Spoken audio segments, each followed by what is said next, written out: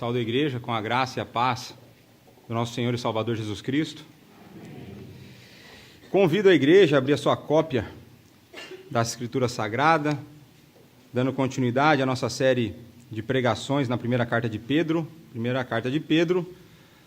capítulo 2, eu lerei os versos de 1 a 10 versículos. Se preparem. Então está escrito assim na palavra do Senhor: despojando-vos, portanto, de toda maldade e dolo, de hipocrisias e invejas, e de toda sorte de maledicências. Desejai ardentemente, como crianças recém-nascidas, o genuíno leite espiritual, para que por ele vos seja dado crescimento para salvação. Se é que já tendes a experiência de que o Senhor é bondoso. Chegando-vos para ele a pedra que vive, rejeitada sim pelos homens, mas para com Deus eleita e preciosa. Também vós mesmos, como pedras que vivem, sois edificados, casa espiritual, para ser de sacerdócio santo, a fim de oferecer de sacrifícios espirituais agradáveis a Deus, por intermédio de Jesus Cristo. Pois isso está na Escritura: eis que põe em Sião uma pedra angular, eleita e preciosa, e quem nela crer não será de modo algum envergonhado. Para vós outros, portanto, os que credes, é a preciosidade. Mas para os descrentes, a pedra que os construtores rejeitaram, essa veio a ser a principal pedra angular, e pedra de tropeço e rocha de ofensa. São estes os que tropeçam na palavra, sendo desobedientes para o que foram postos. Vós, porém, sois raça eleita, sacerdócio real, nação santa, povo de propriedade exclusiva de Deus, a fim de proclamar as virtudes daquele que vos chamou das trevas para a sua maravilhosa luz. Vós sim, que antes não éreis povo, mas agora sois povo de Deus, que não tinhais alcançado misericórdia, mas agora alcançaram misericórdia. Vamos orar? Pai, muito obrigado pela Tua palavra que foi lida, muito obrigado pela oportunidade que temos de, como corpo de Cristo, nos reunirmos para ouvir da exposição da Tua palavra.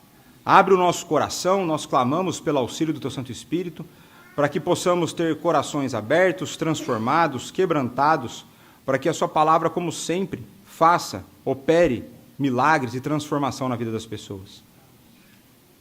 Peço que o Senhor me conduza de maneira fiel, para que eu exponha essa palavra, de fato, com fidelidade. É no nome do Teu Filho Jesus Cristo, nosso Senhor e Salvador, que nós oramos e agradecemos. Amém. Meus irmãos, há processos. Processos é uma palavra bastante utilizada no meio jurídico. Você está processando alguém, você recebeu um processo. Mas a palavra processo tem múltiplos significados. Um desses significados a gente poderia colocar como um conjunto de passos, uma série de ações para que a gente atinja um objetivo. E é nesse sentido, é esse significado da palavra processo que eu utilizarei aqui hoje. Um conjunto de ações visando atingir um objetivo. Eu acredito que praticamente todo mundo aqui teve a oportunidade de pegar um voo comercial. Por enquanto, a nossa igreja tem uma maioria de imigrantes, mas eu acredito que os nossos... E aí você foi obrigado, até onde eu sei, imagino que você não veio nadando, veio a nado do Brasil, mas os nossos irmãos portugueses, eu creio também que já tenham tido essa oportunidade de pegar um voo comercial. E seja trabalho ou seja lazer, o tal do pegar um voo demanda uma espécie de um ritual. Ou melhor dizendo, uma série de processos. A partir do momento da compra da passagem, você já começa a pensar como que eu vou me transportar para o aeroporto. Ou então, quantas bagagens eu vou comprar? Quantas bagagens eu preciso levar? Se eu estou mudando dos Estados Unidos para Portugal, precisaram 7 bagagens, mais mão, mais não sei o quê. O que eu vou levar, o que eu vou deixar para trás? E aí vai ter que negociar com o cônjuge. Não, isso aqui fica, não precisa agora, nas férias, não vamos precisar disso. E tudo isso visando ter uma viagem tranquila. Mas depois disso, no bendito dia da viagem, Se o voo é internacional, 3 horas de antecedência. Ano passado, esse ano, quantos voos para cá? E aquela coisa maravilhosa de chegar 3 horas com antecedência. Mas se você vai viajar até o aeroporto, é melhor você ser mais precavido. Então eu chegava com 6 horas de antecedência. Né? Porque se o carro quebrasse na estrada, eu tinha como pegar um Uber, uma carona, para que eu viesse para cá e honrasse o compromisso que eu tinha com vocês. Para isso, amigos meus me levaram ao aeroporto, eu precisava negociar quem me levaria, um deles está vindo, terça-feira ele chega aí. Pessoas que me levavam ao aeroporto, isso é parte do processo. Chegou lá, fila.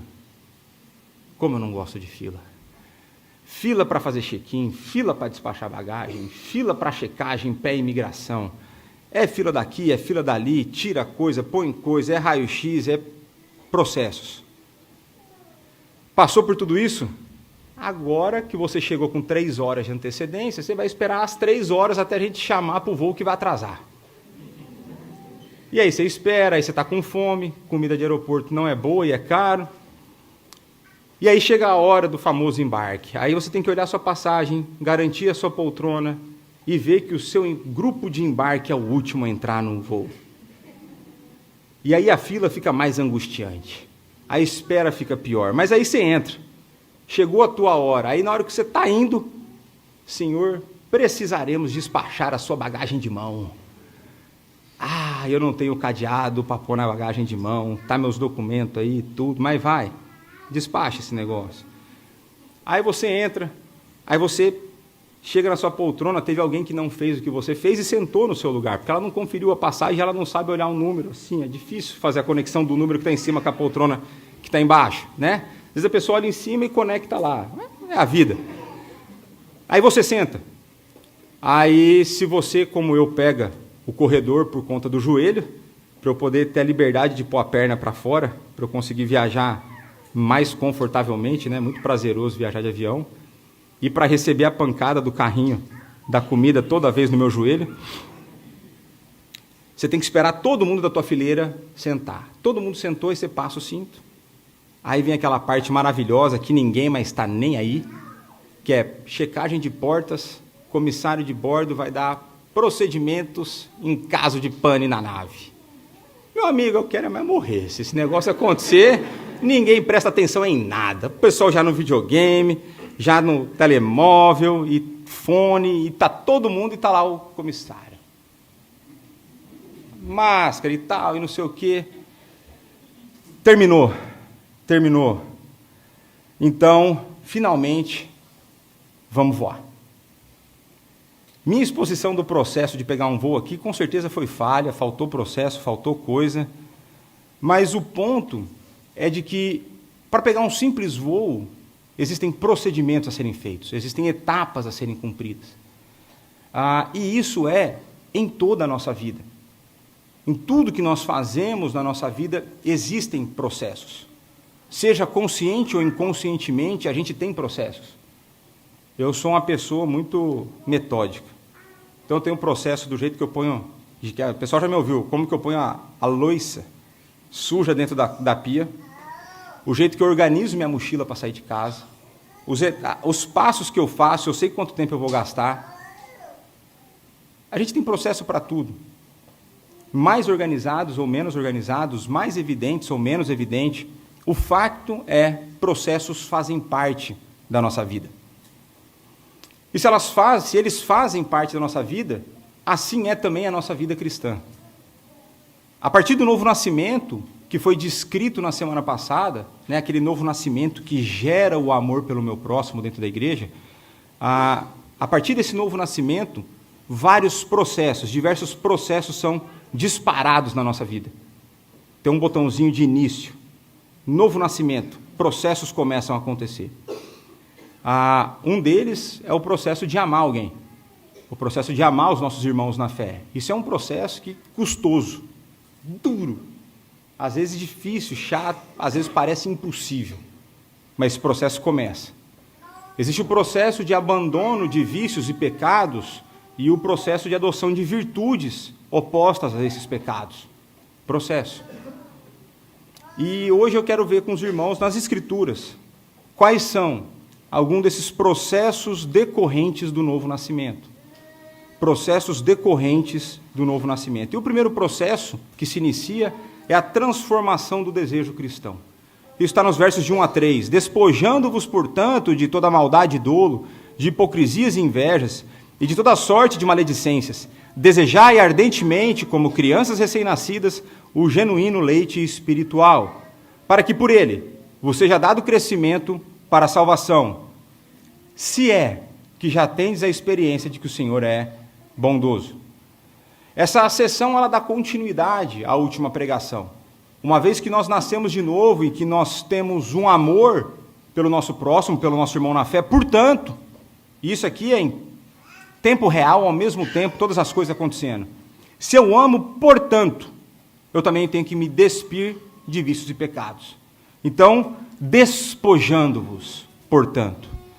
E o padrão apresentado aqui de despojar, o verbo utilizado aqui, é o verbo que a gente, no grego, usa para tirar a roupa. É de fato tirar de vez. É tirar por completo. Você não tira uma camisa e fica um pedaço dela colado em você. Você tira por completo. Se você tem um processo organizado, você põe no cesto de roupa suja. Se você não tem, você põe em cima da cama ou no chão. Aí o cônjuge ou a mãe vai resolver com você esse problema, né?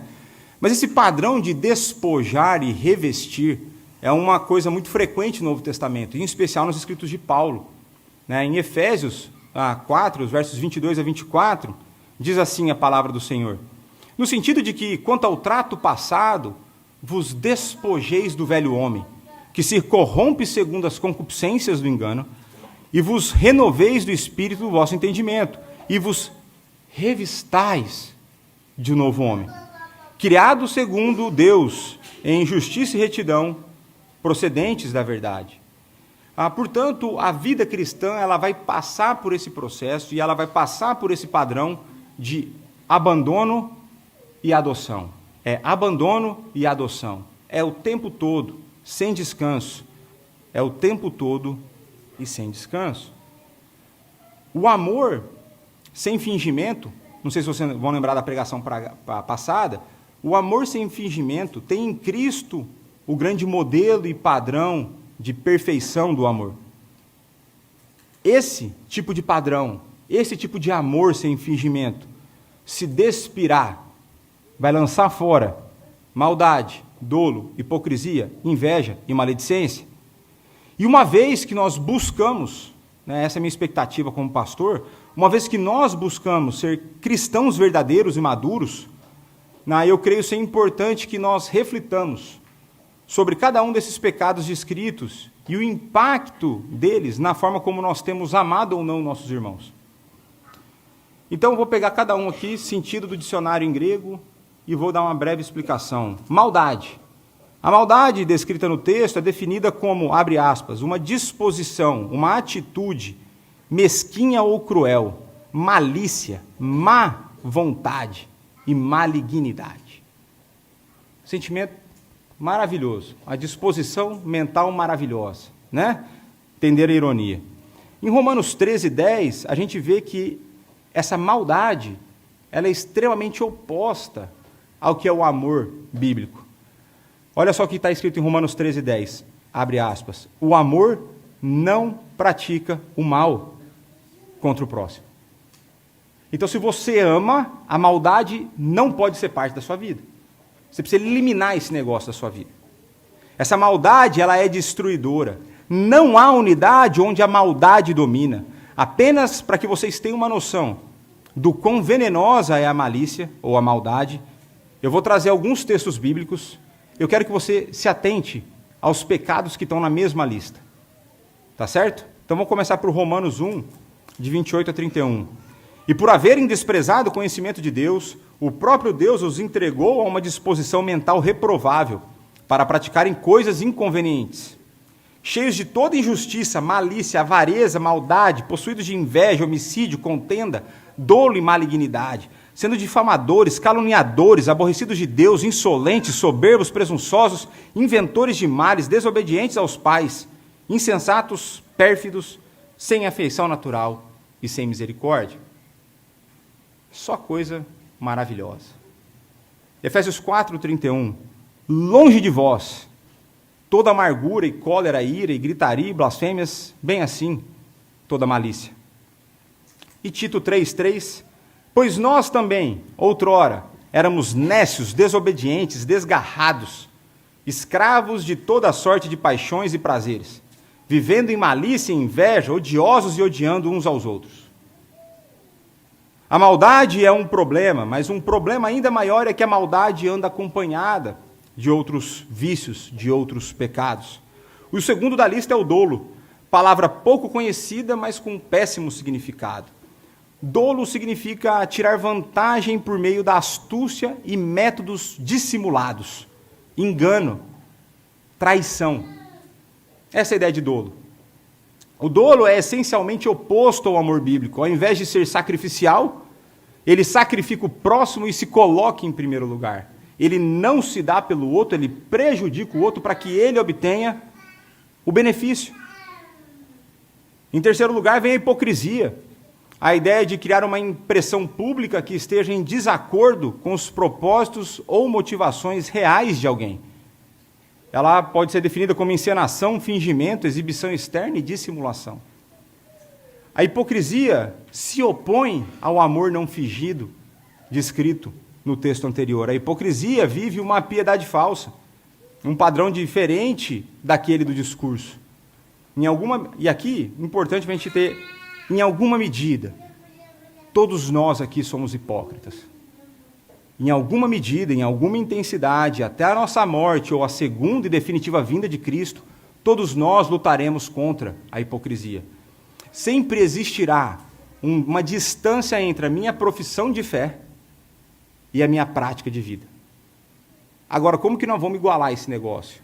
Não é baixando o discurso, é subindo a nossa vida, é elevando a nossa vida moral, através da ação do Espírito. Nós vamos ver isso aqui, como que nós vamos ser edificados. Mas a ideia de que nós sempre lutaremos com essa ideia de hipocrisia. A gente vai falar uma coisa e vai chegar em casa e vai fazer outra. Eu virei aqui, pregarei para vocês e provavelmente hoje eu cometerei pecados que estão relacionados à pregação.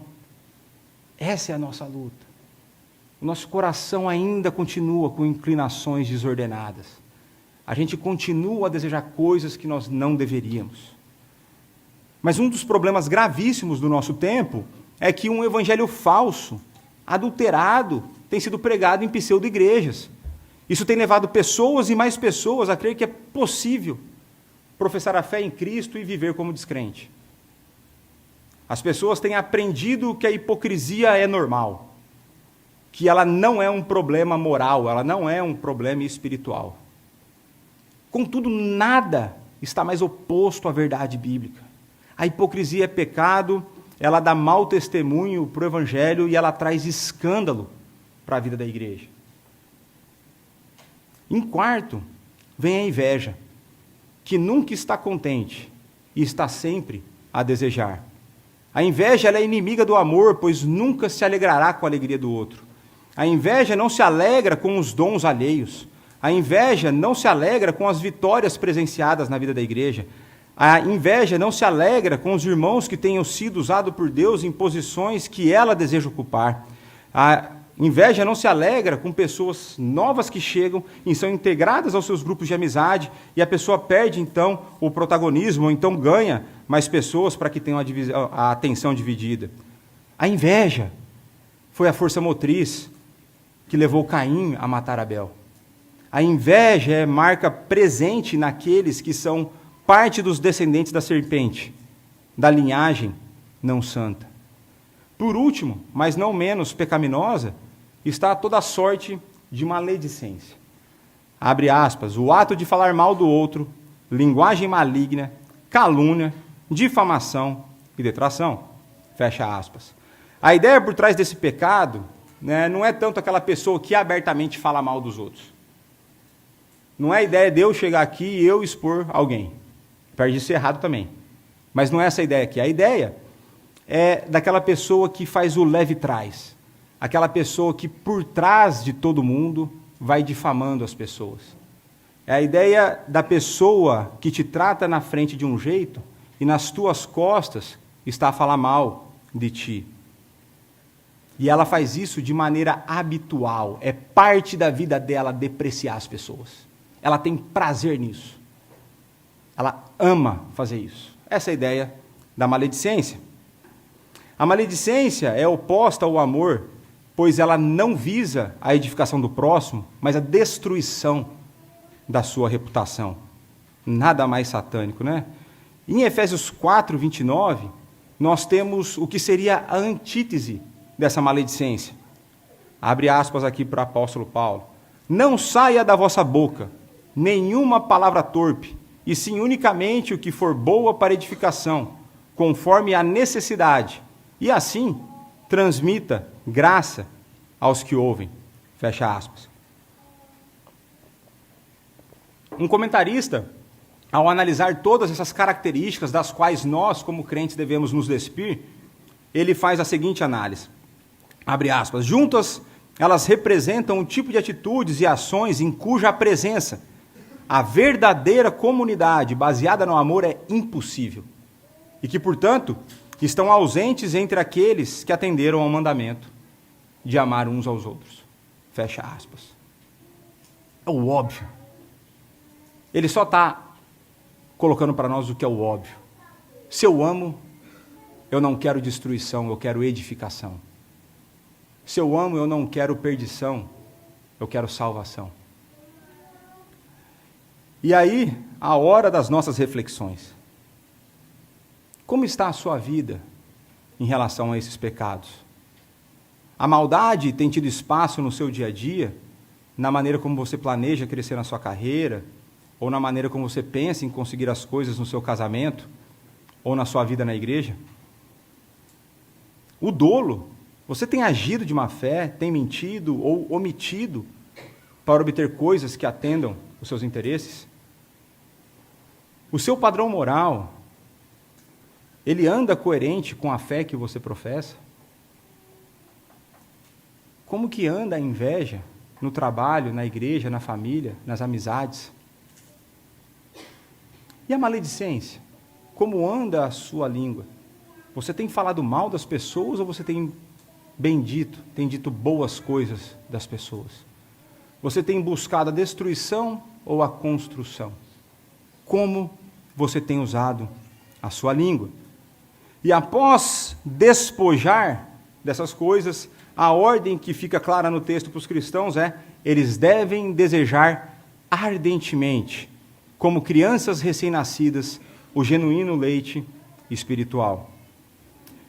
Uma coisa importante, porque a imagem falada aqui é leite, e tem um outro texto em que o leite é usado apontando a fraqueza da fé dos nossos irmãos. Aqui não é o caso. Pedro está apenas a continuar a usar a metáfora do texto anterior. Se eles nasceram de novo, quem nasce de novo é uma criança. Então, assim, como crianças na fé, uma criança recém-nascida, ela deseja picanha? Às vezes sim, mas ela só pode comer leite, né? Mas ela deseja o leite. Ela deseja o leite materno. E ela deseja de que forma? Basta perguntar para as olheiras do Natan e da Silvia. É com grito, é incessante, é até que seja atendido. É um desejo tão intenso que demonstra a necessidade. Sem aquilo, ele morre, a criança morre. É dessa forma que nós temos que desejar esse leite genuíno e espiritual, compreendendo que a nossa existência depende disso. Nós precisamos constantemente desejar pela nutrição adequada. E como cristãos regenerados, o desejo do nosso coração deve ser o de constantemente crescer em maturidade da fé. A ideia aqui é que quanto mais tempo de crente você tenha, mais crente você seja. A gente não tem opção de ser um crente pior amanhã do que a gente foi hoje. A gente tem que ser melhor amanhã do que a gente foi hoje. E eu quero que você passe e reflita rapidamente depois olha para sua... Não vou pegar pesado com você, não. Veja se você mudou muito no último ano. Veja o quanto a tua vida de intimidade com Deus e a tua vida de postura moral está diferente de um ano atrás. Se tiver difícil, volta uns 3 anos. Ou volta uns 5. Ou talvez um dia, quando você acha que você foi convertido. Pensa e veja se você tem crescido, se você tem desejado, se você tem amadurecido na fé. E o leite genuíno é, de fato, um evangelho puro, sem adulterações, o evangelho fiel. E a questão, agora essa questão é nutrição espiritual, de que maneira então a gente pode obter esse leite genuíno? De que maneira o leite espiritual genuíno pode ser obtido? O que ele significa, essa figura? E aí o N. Gruden vai nos ajudar a definir da seguinte forma: nessa categoria mais ampla devemos incluir a palavra de Deus, é claro, mas também devemos incluir coisas como a obediência moral. O Gruden está falando um negócio importante: quando eu obedeço intencionalmente, eu amadureço na fé. E a gente vai ver que, conectado com o verso 3, quando eu obedeço moralmente, quando eu obedeço a Deus e a sua palavra, eu cresço em maturidade. Por quê? Porque eu experimento que o Senhor é bom. Eu experimento a fidelidade de Deus quando eu estou apegado e vivendo a sua palavra. Mas ele vai continuar, além da obediência moral, a adoração, a oração, a comunhão cristã e a busca sincera da presença manifesta do Senhor ao longo do dia. Muitos de vocês aqui, eu tenho certeza que não fazem nem devocional de manhã. Os que fazem, talvez ao longo do dia, vão ter dificuldade de lembrar que vocês são crentes, ou que Deus existe. E o que o Gruden está falando é, se a gente deseja, a gente anseia esse leite espiritual, parte disso é nos lembrarmos ao longo do nosso dia o Deus que nos salvou, o Deus a quem nós servimos e a maneira como nós devemos viver, aquilo que Ele já fez por nós. Então, por isso, aqui nas Pedras Vivas, nós temos dado tanta ênfase, e eu tenho batido nessa tecla, acho que dominicalmente, na busca por santidade. Nas entrevistas que nós fizemos para novos membros, as pessoas assumiram um compromisso de buscar uma vida de santidade, em que, se elas estiverem quebrando essa busca, elas estão quebrando um voto que elas fizeram com Deus diante de nós. Então, por isso que nós estamos investindo no aconselhamento bíblico, nós estamos investindo na participação dos cultos dominicais, que tem como foco a pregação da palavra, no ensino da EBD, na escola bíblica dominical, nos pequenos grupos, no Elas, no grupo dos homens, nos graúdos e miúdos, na capelania e na evangelização. E em setembro, começaremos o curso de teologia às terças-feiras. É porque nós queremos dar o leite genuíno e espiritual para vocês. É isso, é para isso que a gente está aqui, é por isso que a gente deve ansiar. E se a gente anseia isso, a gente faz loucura para ter isso. Igual, não sei como que vai caber isso na minha agenda, mas nós vamos fazer as loucuras. É esse desejo por crescimento para a salvação, que é o que está no texto, é crescimento para a salvação, que tem movido essa igreja. E aqui eu quero compartilhar uma citação do John Stott, muito interessante, que é o seguinte, abre aspas: confessamos que às vezes buscamos o crescimento da igreja às custas da profundidade da igreja e divorciamos o evangelismo da nutrição cristã. Isso leva não ao crescimento da igreja, mas ao atrofiamento do crescimento da igreja. Muitas igrejas nos nossos tempos têm falado que o foco na doutrina bíblica, na exposição da palavra, afasta pessoas. Que o interessante é você ter uma igreja que não parece igreja, o importante é você ter uma igreja que trata bem as pessoas, mas que não prega a palavra, porque pregar a palavra afasta as pessoas. E isso nada está mais longe da verdade do que isso. É a pregação da palavra que traz pessoas, é a pregação da palavra que transforma as pessoas, é a pregação da palavra que vai tornar possível que pessoas diferentes convivam em unidade. E é por isso que aqui a gente vai continuar focando nisso enquanto eu não morrer e enquanto vocês não me demitirem. E esse é o nosso foco, esse foi o compromisso que eu assumi no primeiro dia, depois da mudança. Eu não prometi boa pregação, eu não prometi boa aula, eu prometi fidelidade, eu prometi esforço. E é isso que eu espero que eu esteja entregando. Porque é a fidelidade que vai mudar vidas. É a fidelidade que vai trazer crescimento real e sustentável. Sem isso, não haverá conformação à imagem do Filho. Sem isso, não haverá novas conversões. E sem isso, nós estamos perdidos. E é com a salvação em vista que nós devemos nos despojar dos pecados, nos alimentar do genuíno leite espiritual. O crescimento para a salvação é o nosso processo de santificação. Aqui, vou falar rapidamente, salvação é pela graça, a salvação pela graça demanda esforço na vida. A salvação começa pela graça, você não faz nada. Uma vez que você ganhou, meu amigo, você tem muito trabalho.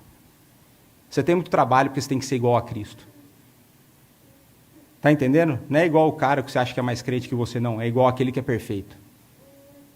Então, a salvação é pela graça, mas essa ideia de crescimento para a salvação, a ideia do processo de santificação que nos conduzirá para quando Cristo vier,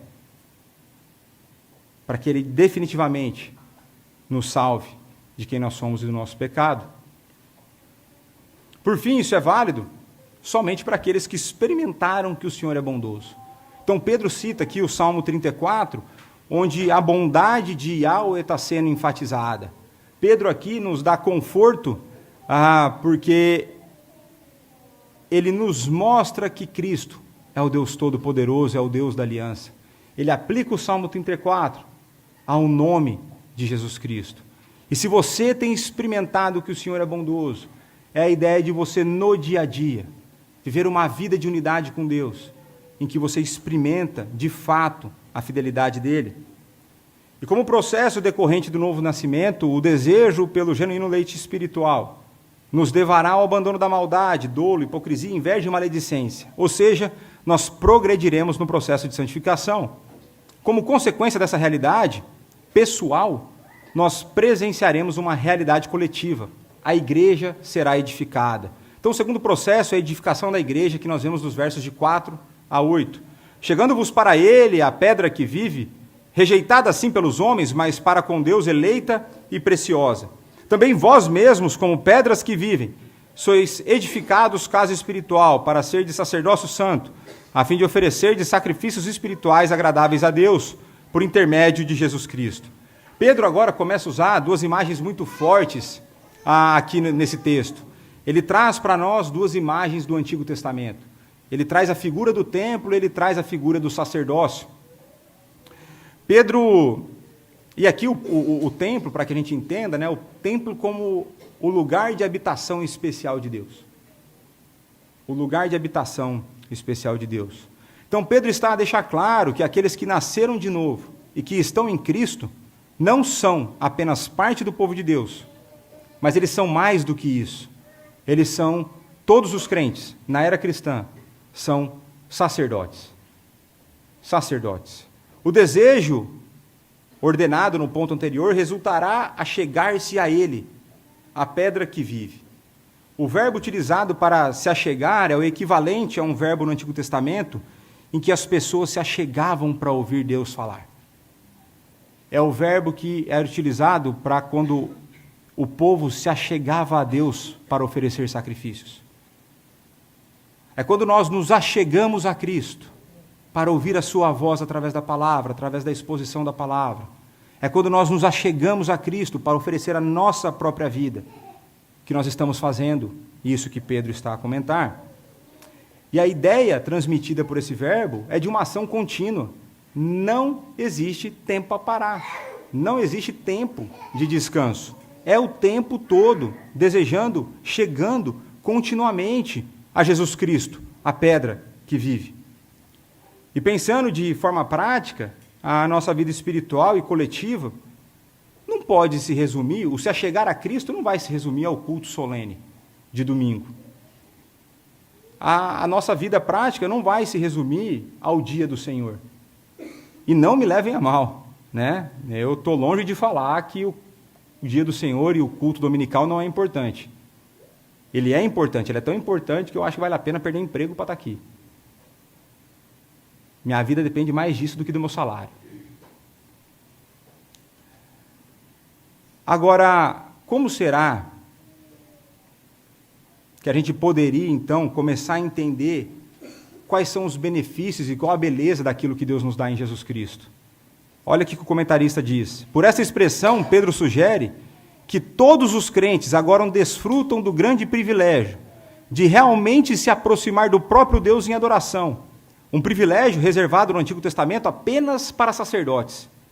Mas, em vez de irem ao altar, ou mesmo aos lugares santos no Templo de Jerusalém, eles veem agora aquele em que habita corporalmente toda a plenitude da divindade.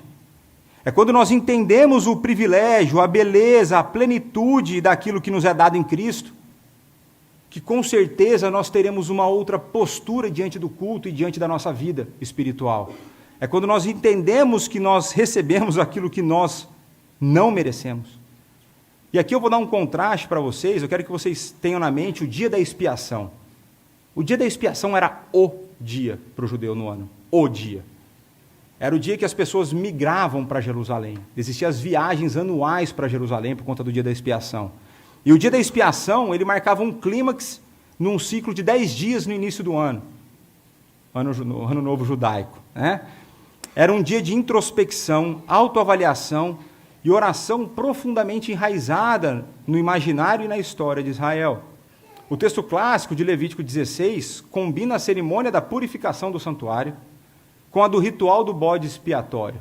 Tem que falar algum dia do bode expiatório.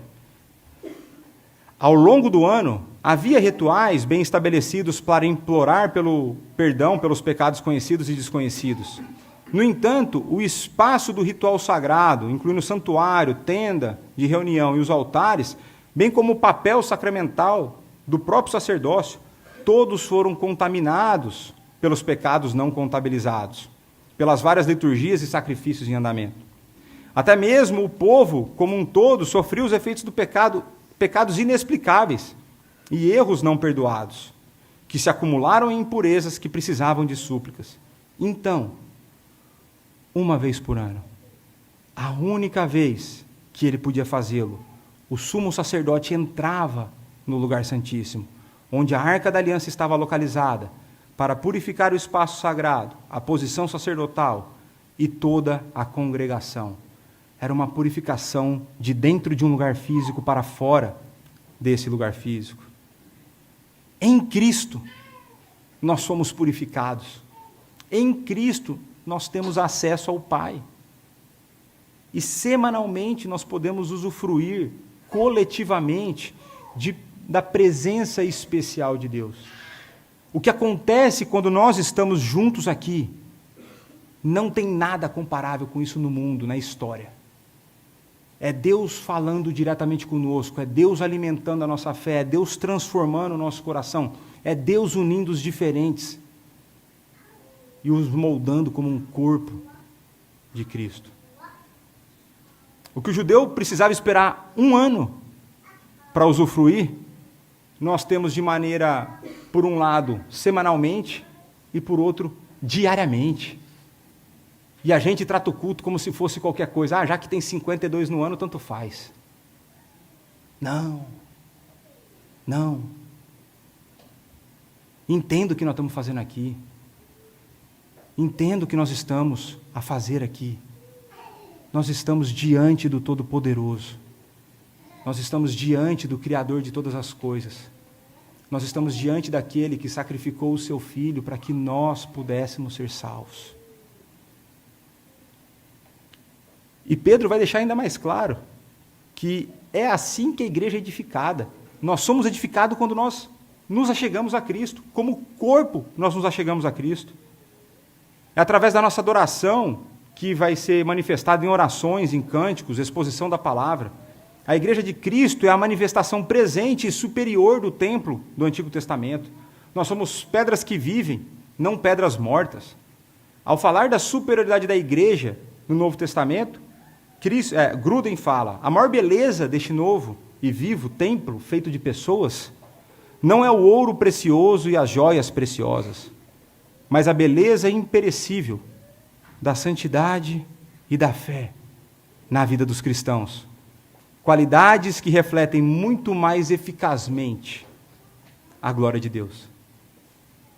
Nós, na nossa imperfeição, reunidos como corpo, com a ação do Espírito, manifestamos a glória de Deus. E é um templo que possui Cristo como a pedra angular e que é edificado e ampliado pela reunião de pedras que vivem, ou como a gente prefere aqui, pedras vivas. E se as pedras são vivas, e se a igreja está a ser edificada, nós precisamos pensar em crescimento de igreja. Crescimento não apenas numérico, mas também em maturidade de fé. Precisamos desejar para a igreja muitas novas conversões, mas também precisamos desejar uma igreja que tem vontade de se reunir para orar. Qual que foi a última vez que você ficou com vontade de reunir como igreja para orar? Nós temos que ter vontade de orar, nós temos que ter vontade de ouvir a palavra. E é por isso que eu não prego 30 minutos. Nós temos que investir em missões, nós temos que estar preocupados com a salvação dos eleitos que estão perdidos. Nós temos que cuidar um dos outros, a gente tem que desejar isso. Eu não entendo, eu juro que eu não entendo. Eu queria entender como que alguém consegue achar normal não vir domingo à igreja. Eu queria entender. Eu não consigo, minha semana não é a mesma coisa. Parece que me falta um pedaço quando eu não venho domingo à igreja. Existe um vazio no meu domingo. Eu não sei, eu juro.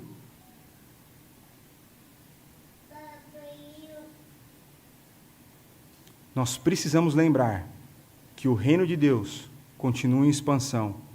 Deus continua a resgatar os seus eleitos. Nós, então, como sacerdotes santos, somos chamados a oferecer coletivamente sacrifícios espirituais agradáveis a Deus, por intermédio de Cristo. E veja, qualquer coisa que nós façamos, por mais bem ensaiado que seja, por mais perfeito que seja, por mais tempo que eu tenha gastado estudando esse texto, por mais tempo que os meus irmãos tenham ensaiado a música, só serão aceitos, porque é Cristo quem os entrega. Porque é Cristo quem media e aperfeiçoa as imperfeições daquilo que nós fazemos. É somente através do nosso Salvador que Deus reconhece e Deus aceita o nosso culto como agradável. É importante entendermos que o fato do Espírito Santo habitar cada um de nós não nos torna individualmente igrejas. Não existe espaço para desigrejado nas condições normais de temperatura e pressão. Não existe.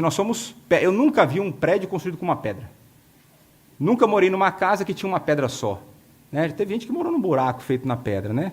Mas nós somos habitados pelo Espírito e isso é uma verdade maravilhosa, mas a beleza dessa doutrina de que pedras vivas, quando elas se juntam, é que em qualquer lugar do mundo, com qualquer crente que você esteja, que você nunca tenha visto, quando você se reúne como povo de Deus para prestar culto, nós temos ali uma casa espiritual que está em edificação. Nós temos Cristo presente como a pedra angular, nós temos o Espírito agindo e transformando vidas. Nós temos a palavra sendo anunciada e trazendo salvação. E essa figura da edificação da igreja como casa espiritual, ela pode ser aplicada de várias formas. E uma das formas, eu peço que você ouça a minha outra pregação, que eu já fiz nesse texto aqui na igreja. Não sei se você vai lembrar disso, mas eu já preguei esse texto aqui, completamente diferente, a pregação. Mas de que na igreja existe uma unidade na diferença. Existe uma unidade na heterogeneidade, seja social, econômica, seja de cor, de sexo, de país, enfim. Poderia fazer aplicação nessa? Não vou. Poderia fazer uma aplicação conectando ao texto de Romanos 12, 1. Rogo-vos, pois, irmãos, pelas misericórdias de Deus, que apresenteis o vosso corpo por sacrifício vivo, santo e agradável a Deus, que é o vosso culto racional. Poderia falar da racionalidade do culto. O culto não é para ser um culto de loucura, de pulo, de rodopio, de música alta. O culto ele é racional, o culto ele é compreensível e o culto não visa te agradar, visa agradar a Deus. Você não é o centro do culto é Deus. Poderia falar sobre isso, poderia falar que o culto ele é prestado aqui, segunda pessoa do plural. É coletivo. Esse é o culto racional coletivo. Somos nós como corpo que oferecemos um culto agradável a Deus. Poderia falar sobre isso? Não vou falar. Mas eu quero pensar uma outra aplicação para a vida da nossa igreja. A igreja, ela é o lugar para nós nos achegarmos a Cristo e de maneira complementar, se é a Cristo que nós nos achegamos a Cristo para ser confrontados, confortados e edificados. Se é para isso que nós nos achegamos a Cristo, de maneira complementar, a igreja não é lugar para você buscar destaque. A igreja não é lugar para você buscar influência. A igreja não é lugar para você buscar posições. E eu lembro aqui de um exemplo do meu pastor no Brasil, e que às vezes ele convidava algum outro pastor para pegar na igreja, só que ele convidava, quando ele não conhecia muito o cara, para os horários que já dava menos pessoas. Entendeu? Porque aí você controla o dano, é mais fácil. E eu lembro de um caso, que um cara pálido lá chegou e falou assim, olha, o senhor deveria me chamar para o culto que tem mais pessoas aqui na sua igreja, para eu pregar. E aí o meu pastor, com toda a delicadeza que lhe é peculiar, que eu admiro muito, falou, você sabe se as pessoas querem te ouvir? Será para pensar isso? Será que alguém quer te ouvir antes de você pedir? E o ponto é que na igreja a gente vai ser edificado e nós edificaremos quando nós usarmos os dons que o Espírito Santo nos tem concedido visando um fim proveitoso. E aqui é tranquilo, às vezes a gente se engana, achando que nós temos alguns dons ou talentos que nós não temos. A gente se engana com isso. E é por isso que é importante a gente esteja num corpo, porque no corpo as pessoas vão nos manter no nosso lugar. Então, por exemplo, eu poderia chegar para o Iago e falar, Iago, eu quero ser parte do grupo de cânticos. Se você passou 30 segundos do meu lado, você vai saber que não faz o menor sentido. Não faz o menor sentido. Eu não tenho isso. Eu até tenho ritmo, mas eu não tenho a voz. Da mesma forma, eu não posso ser parte da equipe que vai atrás das pessoas que estão faltando na igreja se eu não sou simpático, se eu não tenho trato para lidar com situações delicadas. Não adianta. Não adianta eu olhar assim, oh, você é bem vagabundo, né, meu? Você não está vindo aí e tal. Aí não ajuda. Não ajuda. Então, existe uma coisa que é importante, que é aquilo que eu acredito que existe e aquilo que existe de verdade. E quem dá os dons é o Espírito, não sou eu. Se eu distribuísse, eu distribuí todos para mim, nada para vocês. Mas, dentro da igreja presbiteriana, a gente tem a doutrina do chamado. E aqui eu vou dar o exemplo em relação ao chamado pastoral, para a vocação pastoral. A gente tem o que a gente chama do chamado interno e do chamado externo. Acho que você entendeu o que isso significa, mas o chamado interno é quando eu entendo no meu coração que é aquilo que Deus está me chamando a fazer. Então, um dia eu cheguei e falei, Deus está me chamando para ser pastor. Agora, não adianta nada eu falar isso, aí eu chego para o conselho e falei assim, meu Deus está me chamando para o ministério. E eles olhavam assim, não é possível. Você não tem nada para oferecer. Então existe o reconhecimento externo que vem da igreja, de algo que Deus está fazendo internamente em você. Se Deus administra a igreja pelo conselho, e Ele administra, é o conselho quem reconhece, então, usado por Deus, os dons na vida das pessoas. E, por conta de tempo, eu vou estourar muito tempo hoje, eu vou pular depois desse exemplo. Mas, o que eu quero dizer para vocês é, não cabe a nós o ficar chateados quando nós não fazemos algo específico dentro da igreja.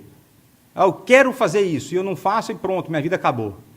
Não, mas cabe a nós nos humilhar na presença de Deus, reconhecer a soberania dEle, e que Ele me usará de outras formas. Se Ele me deu dons diferentes, Ele vai me usar em áreas diferentes. Quando nós nos chateamos contra Deus, quando nós nos chateamos porque nós não estamos em determinada posição na igreja, nós estamos, em última instância, murmurando contra Deus. Nós estamos reclamando da distribuição dos dons feita pelo Espírito Santo. E ao invés de contribuir para a edificação da igreja, a gente contribui para a confusão. Aí vamos continuar no texto, versos 6 a 8. Pois está na Escritura, eis que põe em Sião uma pedra angular, eleita, preciosa, e quem nela crer não será de modo algum envergonhado. Para vós outros, portanto, os que credes é preciosidade, mas para os descrentes, a pedra que os construtores rejeitaram, essa veio a ser a principal pedra angular. E a pedra de tropeço e rocha de ofensa. São estes os que tropeçam na palavra, sendo desobedientes, ou os que desobedecem, para que também foram postos. Pedro agora cita várias passagens do Antigo Testamento, Isaías 28, Salmo 118, Isaías 8, para mostrar a maneira como Cristo é o cumprimento, como Cristo é a pedra prometida, onde toda a igreja seria edificada, não Pedro, Cristo. E Pedro, desde o começo da carta, eu tenho falado isso, ele não tem trabalhado no encorajamento dos nossos irmãos que estavam sendo perseguidos, com a teologia coach, né, com falsos encorajamentos, mas ele estava encorajando com teologia sólida, com doutrina bíblica. Mas ao mesmo tempo que Pedro encoraja, ele vai fazer alguns alertas. Ao mesmo tempo que ele encoraja, ele fala assim, veja, a realidade vai ser essa daqui para frente. E Pedro encoraja os seus leitores ao mostrar a maneira como, mesmo em meio à perseguição, a igreja de Cristo está a ser edificada. A igreja de Cristo só avança. Já tentaram matar a gente ao longo da história inteira e nós estamos aqui, cada vez maior. Não adianta vir contra a igreja de Cristo. Não adianta. Ele está do nosso lado e a gente sabe que a porta do inferno não vai prevalecer. E também, ao mostrar que Cristo é eleito e precioso, assim também somos nós, eleitos e preciosos aos olhos de Deus. Mas ele vai fazer um alerta que é bastante encorajador. Abre aspas. O contraste no qual a pedra rejeitada é, no entanto, eleita e considerada preciosa por Deus, aponta para o conforto que os cristãos podem obter ao seguir a Cristo. Eles também, embora rejeitados e alienados em sua cultura, têm Deus do seu lado e serão finalmente justificados. Os versos 7 e 8 nos mostram que para nós é uma honra ser parte daqueles que creem na pedra angular. Nós nunca seremos envergonhados de maneira definitiva. A expressão grega aqui para não será envergonhado, a expressão negativa mais enfática que existe no grego. Não existe qualquer possibilidade de sermos envergonhados por conta da nossa fé. Ainda que possamos ser envergonhados diante dos homens, por causa da nossa fé. Mas a pedra angular, a pedra que serve para eles de tropeço, é nele que nós estamos sendo edificados. E para nós isso é preciosidade, é honra para nós, o sofrer por conta de Cristo. Aqueles que tropeçam, os descrentes, eles foram postos para isso, eles foram predestinados a isso. Ou seja, a viverem uma vida de desobediência. E aqui nós temos um encorajamento para a nossa fé, que quando nós estivermos sendo perseguidos, a mesma igreja que é edificada pelo fortalecimento da nossa fé, ela é edificada porque Deus tira de dentro aqueles que perseguem. Então, como processo decorrente do novo nascimento, o desejo pelo genuíno leite espiritual nos levará adiante no processo de edificação. Já a edificação da igreja nos conduzirá a sermos parte da expansão do reino, versos 9 e 10. Vós, porém, sois raça eleita, sacerdócio real, nação santa, povo de propriedade exclusiva de Deus, a fim de proclamar as virtudes daqueles que vos chamou das trevas para a sua maravilhosa luz. Vós, sim, que antes não erais povo, mas agora sois povo de Deus, que não tinhais alcançado misericórdia, mas agora alcançastes misericórdia.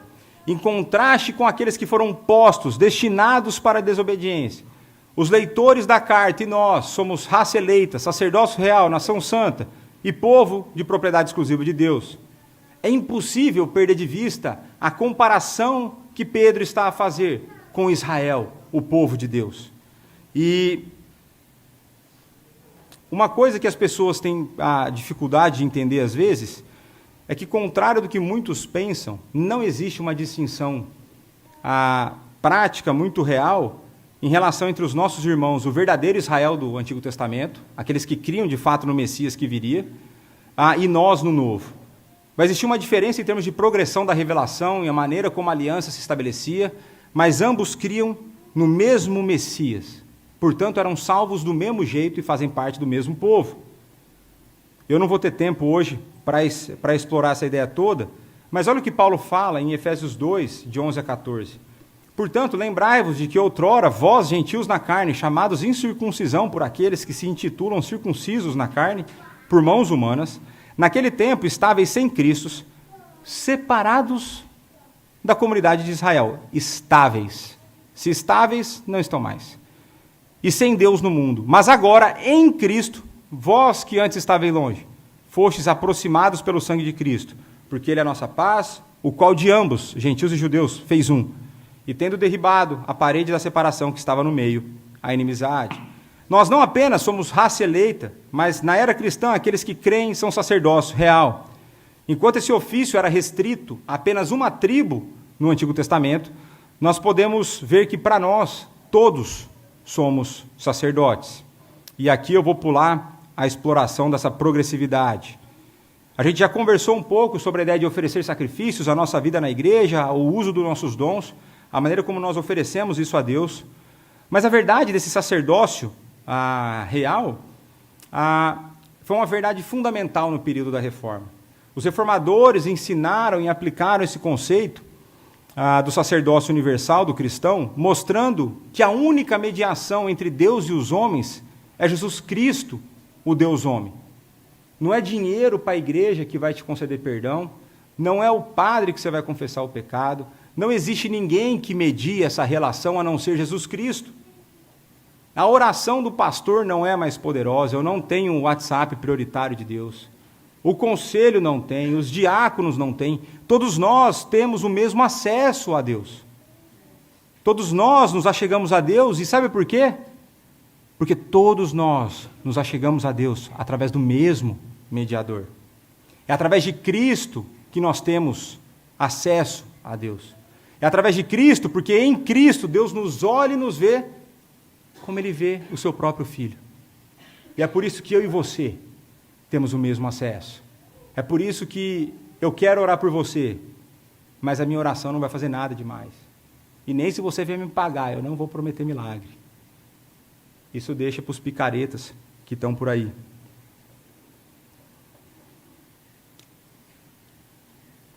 E além de raça eleita e sacerdócio real, nós somos uma nação santa, um povo de propriedade exclusiva de Deus.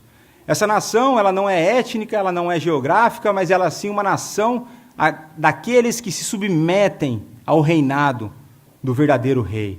Elas se submetem ao senhorio de Jesus Cristo, o verdadeiro Senhor de todas as coisas.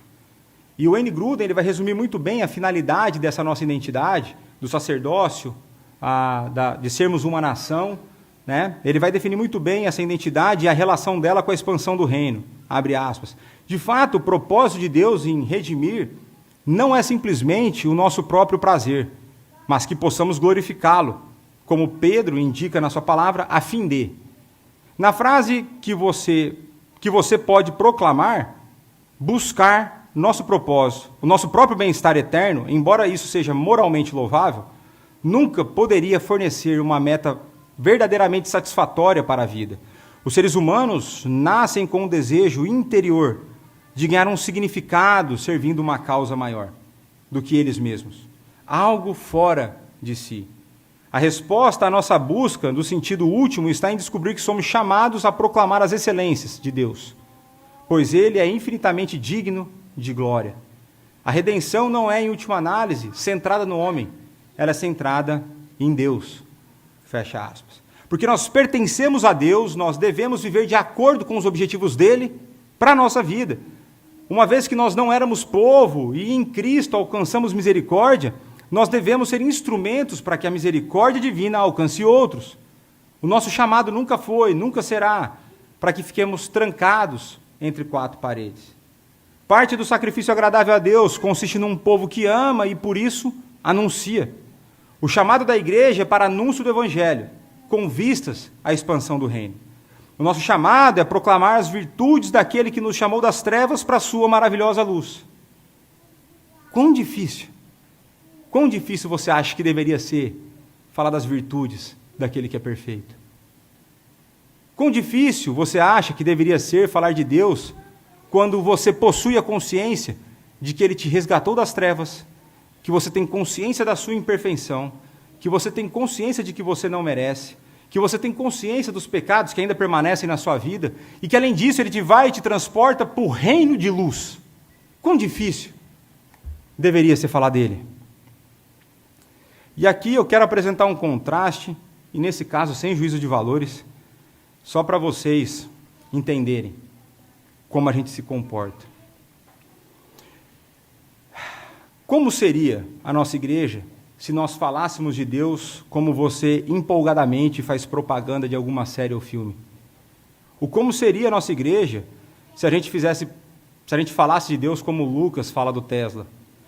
O como seria a nossa igreja se nós falássemos de Deus como o Roberto fala das possibilidades de retorno financeiro no mercado imobiliário? Ou como seria se nós falássemos de Deus como o portuense fala da francesinha? Ou como o Rui fala do Porto? Se você quiser uma experiência, pergunta para ele, você vai tomar no mínimo 45 minutos de aula do Porto. Creio que nós temos motivos suficientes e somos ordenados a falar de Deus com muito mais entusiasmo do que os exemplos que dei. Ao contrário das séries, que são apenas entretenimento e que não alteram destino eterno e nem dão propósito de vida, Deus muda o teu destino eterno e te dá um propósito na vida. O Tesla está anos-luz de justificar todas as defesas e propagandas feitas pelo Lucas. Deus não precisa de defesa e nem de propaganda, mas Ele é digno de ambas. O retorno no mercado imobiliário é possível, mas também pode falhar, a construtora pode quebrar e o seu coração pode se apegar demasiadamente ao dinheiro. Deus não falha, sempre cumpre as suas promessas e o nosso coração sempre deve se apegar mais e mais a Ele. Para não arrumar confusão, vou pular a francesinha. E o Porto, assim como o Corinthians, podem e irão te decepcionar. Já Deus nunca nos decepcionará. E a pergunta que fica é, o quanto a nossa falta de entusiasmo ao falar de Deus, ou o facto de não falarmos sobre Ele, revela sobre o nosso coração. O quanto isso revela o nosso amor por Ele e pela sua obra. O quanto será que isso mostra se de fato cremos naquilo que professamos? Será que a pedra angular não tem sido, na sua vida, uma pedra de tropeço? Caminhando para o fim, lembre-se daquele que se humilhou e sofreu a maldade e o dolo em nosso lugar. Daquele que nunca foi hipócrita, mas viveu uma vida perfeita. Daquele que nunca invejou, pois tendo tudo se esvaziou por nós. Daquele que não praticou maledicência, mas antes foi oprimido e humilhado, mas não abriu a boca. Como cordeiro foi levado ao matadouro, e como ovelha muda perante seus tosqueadores, ele não abriu a boca. Lembre-se da pedra viva, angular, eleita e preciosa, na qual nós estamos estabelecidos e somos edificados. Lembre-se daquele que realizou a obra para que nós pudéssemos ser raça eleita, sacerdócio real, nação santa, povo de propriedade exclusiva de Deus. Lembre-se de Jesus Cristo, o nosso Senhor e nosso Salvador. E aqui eu quero fazer 3 breves aplicações. Uma para cada processo. Nos processos decorrentes do novo nascimento, fique atento ao que o seu coração tem desejado.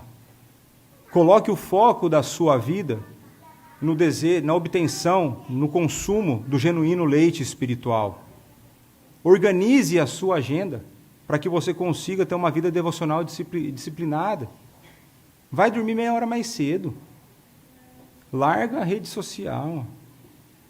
É que estou falando para mim. Se organize para participar do curso de teologia. Vou apresentar o nome do curso hoje. Como que é o curso mesmo? Fundamentos para uma fé madura. Vai dormir mais cedo. Larga a TV de lado. Diminua seu tempo no YouTube, nas plataformas de streaming, na rede social, no videogame. E viva mais em comunidade dentro da igreja. Viva aquilo que é real. Viva aquilo que é significativo, importante e que tem frutos eternos. Em relação ao processo na edificação da igreja, ofereça sacrifícios espirituais. Peça a Deus sabedoria para que você identifique qual é ou quais são os dons que Deus tem te dado. Porque veja, o texto bíblico é claro, se você é crente, você tem um dom, pelo menos um. Piorzinho que você seja, você vai ter um. Aí Deus está falando que você pode ter mais. Busque os dons, peça a Deus para que te use na obra. Confie na maneira como o Santo Espírito administra a igreja que é de Cristo, não é sua. Não busque destaque, mas busque servir com humildade. E no último processo, no processo de expansão do reino, fale de Deus para as pessoas. Fala sobre quem Ele é e o que Ele faz. Fale com empolgação. Lembre-se de que Ele te tirou das trevas e te trouxe para a sua maravilhosa luz. Que Deus tenha misericórdia de nós. Pai, a Tua palavra foi lida, foi exposta, e agora nós dependemos do Teu Santo Espírito. Nós, diante de Ti, como sempre temos falado, diante de Ti, da Tua palavra, os nossos pecados são expostos, o nosso coração é destrinchado. Perdoa-nos, Pai, pois não desejamos Te conhecer como deveríamos. Não contribuímos com o crescimento da igreja como deveríamos. E não temos vontade alguma de fazer parte da expansão do Teu reino. Perdoa-nos por isso. E é na nossa fraqueza que nós precisamos da Sua força. Ajuda-nos, Senhor. Que Teu Santo Espírito coloque em nosso coração esse desejo de aprender mais a Tua palavra, de Te conhecer mais profundamente, de viver em comunidade, sermos edificados uns pelos outros. Faz-nos sacerdotes espirituais eficientes. Dá-nos um coração humilde como o de Jesus Cristo. Dá-nos um coração que pensa na contribuição da edificação da Tua igreja, não da destruição dela, que é impossível. E dá-nos um coração satisfeito, que reconhece a salvação que nós temos. E dá-nos a empolgação, dá-nos a alegria para falarmos do Teu reino, de Ti, para as pessoas. Dá-nos a coragem, dá-nos a sabedoria, que possamos ser ousados, que possamos confiar que o Senhor diz que é a Tua palavra que traz vida. Leva-nos a uma vida que brilha a luz de Cristo, que salga esse mundo, que tem um coração contente e que por isso contagia as pessoas com o Seu amor. É no nome do Teu Filho, Jesus Cristo, nosso Senhor e Salvador, que nós oramos e agradecemos. Amém.